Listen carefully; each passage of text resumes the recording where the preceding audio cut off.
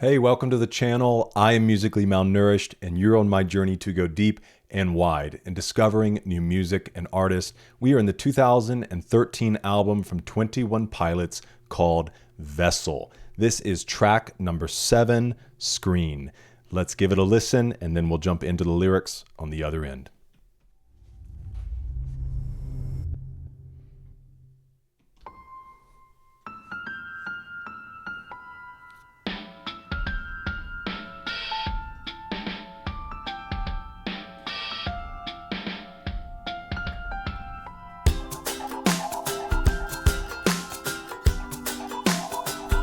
Okay, it's on the ukulele and a mix of other stuff. Really cool sound.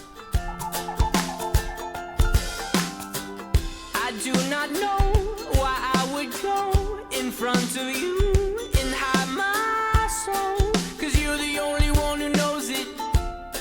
Yeah, you're the only one who knows it. And I will hide behind my pride. Don't know why I think I could lie, 'cause there's a screen on my chest. Yeah, there's a screen on my chest. I'm standing in front of you. I'm standing in front of you. I'm trying to be so cool. Everything together, trying to be so cool. This is a really great change of pace here in the album. Very beautiful. In front of you. I'm trying to be so cool. Everything together, trying to be so cool.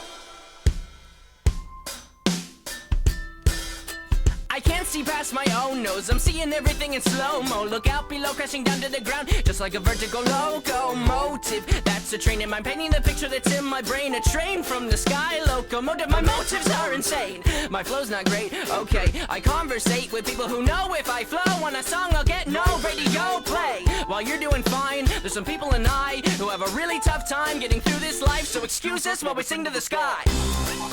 I'm standing in front of you. I'm standing in front of you. I'm trying to be so cool. Everything together, trying to be so cool. I'm standing in front of you. Oh, I'm standing in front of you. Oh, I'm trying to be so cool. Everything together, trying to be so cool. Oh. Oh.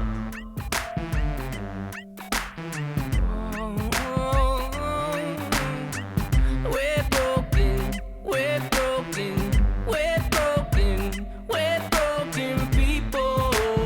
These guys don't miss, man. They just don't miss. Yeah, we're broken, we're broken, we're broken, we're broken people. We're broken people. Yeah, we're broken, we're broken, we're broken, we're broken people. We're broken people. I'm standing in front of you.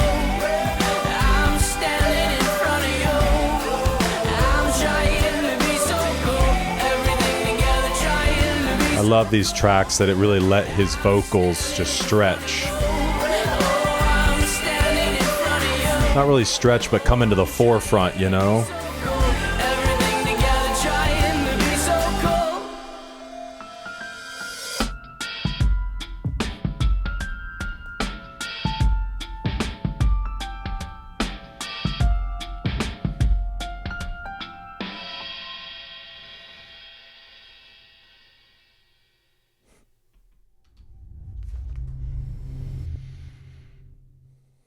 Man, I cannot wait to get into the content of this song.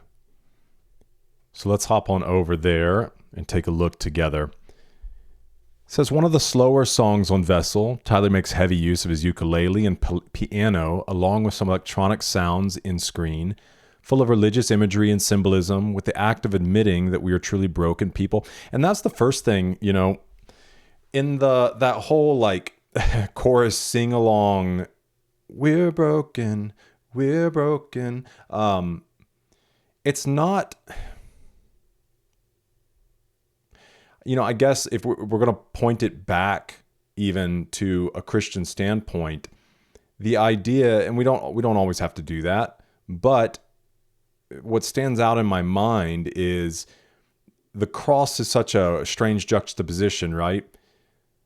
The cross is not the place where like we've accepted defeat. It's not the place where evil won. It's the place of victory. Even in the taking of communion, you know, what Jesus did with his disciples, what you may or may not have done in church, the breaking of bread and the drinking of wine or of juice. This is my body broken for you. This is my blood poured out for the forgiveness of your sins. Do this in remembrance of me. It sounds, if you really back out, you're like, wait, why are we celebrating his broken body? Why are we celebrating his poured out blood? And it's the recognition, because that was the vehicle for salvation. And so, yes, it looks like defeat, but it's victory. It looks like death, but it's life. And so even in this idea of like being broken people, it's not like we're saying, oh, weren't you broken people? We're saying we're broken. Like, it's just a recognition. Yeah, man, things are broken. We're not beyond saving. We're not beyond help, but we're broken. And let's sing that together, recognizing, though, that there is one to help us and heal us. And if we can't just call a spade, we're not going to make any progress. Screen drives a message of solidarity amongst those who have struggled with unbelief. Through the song, the narrator seems to proclaim to his maker, no, we're not perfect, but you already knew that. During their live shows, 21 Pilot connects with their fans in a profound way, especially during the bridge, as Tyler in a 2013 interview with Rock Sound. The point of the song is to have more than just me singing it. I hate playing this song in front of the people who don't know who we are and don't want to be part of the show. It doesn't make sense. That's interesting. I'm going to get to that interview on Patreon if I haven't already. There's so much I guess it's an interview. There's a lot in there about this album, so that's why I think I've been waiting to get through the album. This video on YouTube, the 10-year anniversary stream, I don't know if you guys have seen it or not. I peeked at it because obviously I'm like looking for what's the additional content we can dive into. Whenever I get through whatever's necessary to get through to watch that thing, dude, I can't wait. It's super long. They do a ton of their songs. There's a ton of interviews and videos from the past. It's like over 3 hours long. That would be awesome. I wrote this one on the ukulele. I wanted people to sing with me. I didn't know if there was going to be anyone to sing these songs. That's what is really cool about the album. All these songs were written in a place and time where I didn't know if anyone was going to hear them, and I'll never have that back. These songs were written without pressure, without goals really. No standard, no structure, no reason other than this is what I was going through, and it's what I wish someone else was writing, so I'm going to write it. Screen was certified gold. Okay.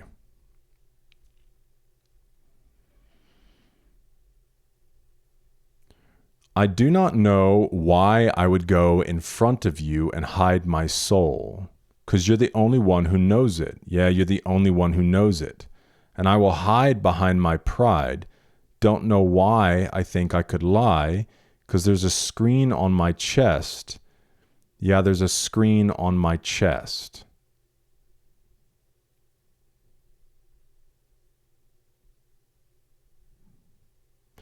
See, I'm trying to figure out, because sure, from maybe a first glance, and if you look at it through, Tyler's lens as a believer, you could look at it in this idea of like understanding that everything's laid bare before the Lord already. You're not hiding anything from him. Not only does he know your actions, he knows the intent of your heart.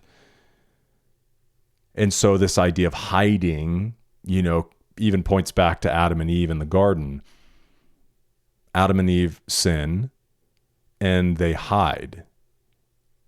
And so it's interesting, though, because it's the same thing as a child, right? If a child does something wrong, they often want to hide from their parent, even if it's a loving parent, because when you do wrong, there are consequences, and nobody likes facing consequence. Nobody likes feeling like, dang it, I screwed up, and whatever the fallout is from that. But at the same time, you can't hide from the only hand that can heal you. And so, yes, there are consequences to our actions, but ultimately, if you hide from the one who loves you and can help you and ultimately encourage you, even on the other side of discipline, then you're only harming yourself. So you're the only one who knows it. You're the only one who knows it. I will hide behind my pride. Don't know why I think I could lie. This is what I'm interested in, though, because there's a screen on my chest. Yeah, there's a screen on my chest. I'm just going to kind of share maybe what I'm thinking and feeling. And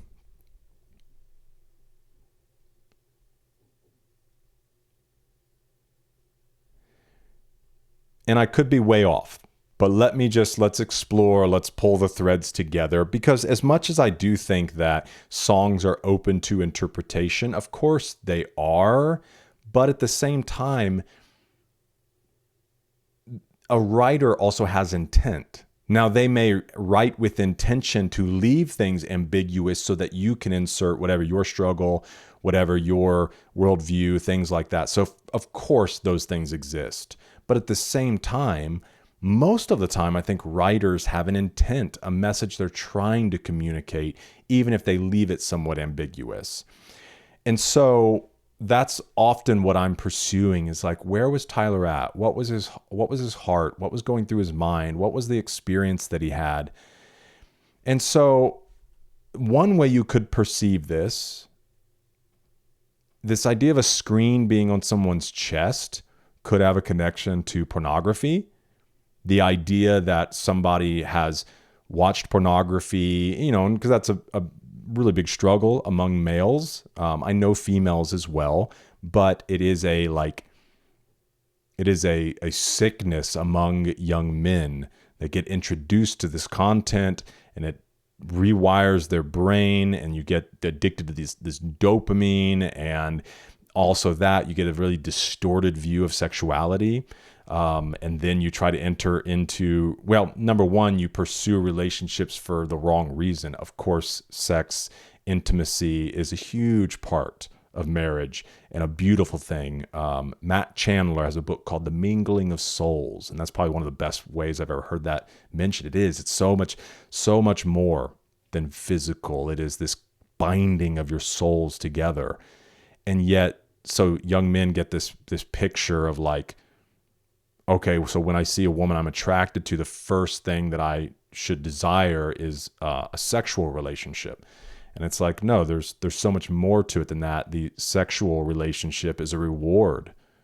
It's a reward for the heart relationship, because especially from a woman's point of view, if her idea of sex has not been warped as well, of course there's a physical side, of course there's a passion side, all those things. But in a committed relationship, a big part of it's the emotion, the feeling of being cared for, and you have loved her well all throughout the day. Therefore, there's this attraction from her heart that says, yes, I want you. And so this idea too, so for men, of this warping of sexuality, then obviously moving into relationship, into marriage, there's this unrealistic perception of what sex is, and it just causes so many issues. And so I know many young men, this idea of a screen on their chest, feeling this shame of engaging in pornography. And you can insert whatever, thing it might be, whatever weakness that you might feel shame for within this, but this idea of hiding yourself and not wanting to present yourself before the Lord because you're afraid, just the same thing as like a child. But that painting of a screen on my chest, I don't know, it kind of points that way to me to an extent, but I'm not saying that's what it is. It was just an interesting thought. Let's see what is said about it. Through God's eyes, he's vulnerable and open. It's like looking through a window instead of a door. Specifically, his heart is open. God knows what he really is at his raw center, the part of him that has nothing to do with what he has done or what he's going to do. Interesting. Okay. I understand now. So thanks for bearing with me through. And I was upfront, right, with that other explanation. I was like, listen, this could be way off. I was trying to figure out, what is he communicating? He's not talking about because that's what I pictured, right? A screen on my chest, laying down. I think the conversation was still valuable, but what I understand is being said here is in place of his heart is a screen. Like he can't hide all of his emotion. That's really powerful and beautiful. So I'm glad we figured that out. It's this idea of where your heart is a screen just showing, playing, revealing all of the inner things. So why try to hide them? I'm standing in front of you, trying to be so cool, everything together, trying to be so cool. I can't see past my own nose. I'm seeing everything in slow-mo, looking out below, crashing down to the ground, just like a vertical locomotive. That's a train. Okay, just like a vertical locomotive, that's a train. Am I painting the picture that's in my brain? Man, his flow within this section is so cool. The way he just rounds off the words, and I don't know, man. I've never heard anybody do it like him. A train from the sky, locomotive. My motives are insane. My flow's not great, okay? I conversate with people who know if I flow on a song, I'll get no radio play. While you're doing fine, there's some people and I who have a really tough time getting through this life, so excuse us while we sing to the sky. Okay, there's a lot there.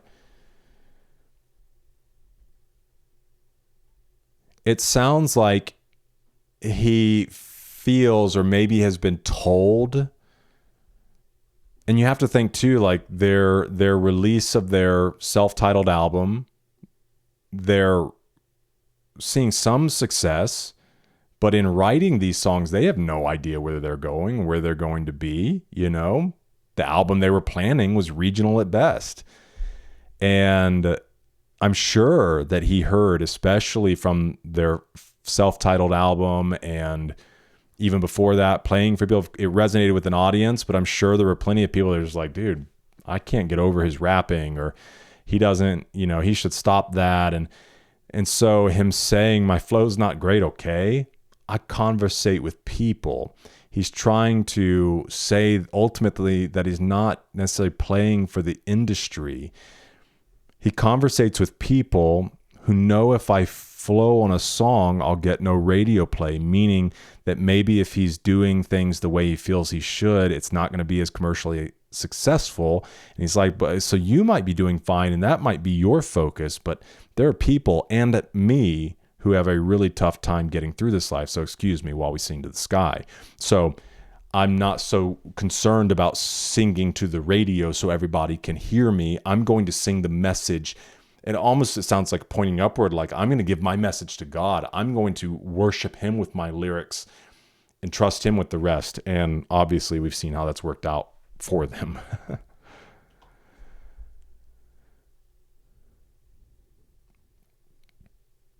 So obviously we talked about this a bit, this bridge.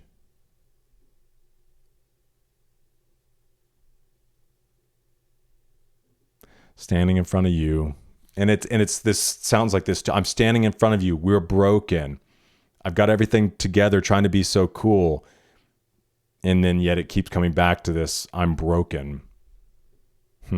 That's cool the way they did that. Sometimes I don't pick up on those.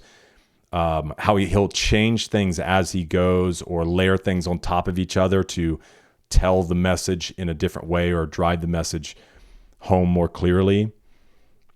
Great song. Like I said, they don't miss with me. I think the only song on the album so far that is not my favorite is House of Gold, but I think he understood, and they're just doing something different with that song. It's perfectly fine. I love the complexity of a lot of their beats and all the different things. It's just I don't know. They do something in my head and my heart. So thank you for being with me for this one. Thank you for bearing with me through me trying to reach a conclusion on my own before really understanding what it is that he was saying. And I hope to see you in the next one, because we're eating good.